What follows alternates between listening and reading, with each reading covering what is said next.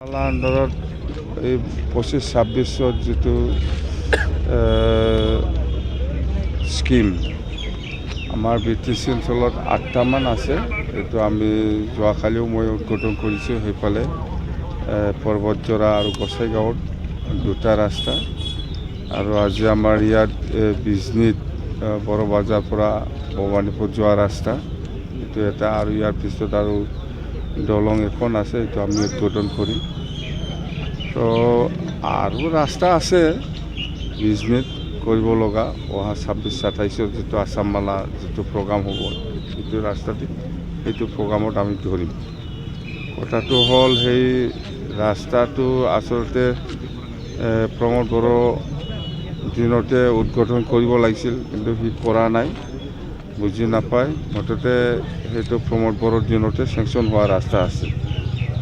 যদি প্ৰমোদ বড়োৱে সময়মতে যদি উদ্বোধন কৰিলে হয়, এই ৰাস্তাটো বহুত আগবাঢ়িলে হয়। যেনক বহুত লেট, 6-7 মাহ লেট হৈছে।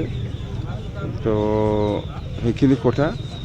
আৰু আমাৰ আজি আৰু জয়ন্ত মল্ল বৰুৱা ডাঙৰীয়া আহি আছে। ইয়াত থকাৰ কথা আছিলে ৰাস্তা উদ্বোধনত, কিন্তু বিশেষ বেলেগ মিটিঙৰ কাৰণে সি আহিব পৰা নাই। আমাৰ দতমা যিটো অৰুণোদয় প্ৰগ্ৰাম, দতমা LAC হিচাপে ইয়াত জয়ন্ত মল্ল বৰুৱা ডাঙৰীয়াও আহি আছে।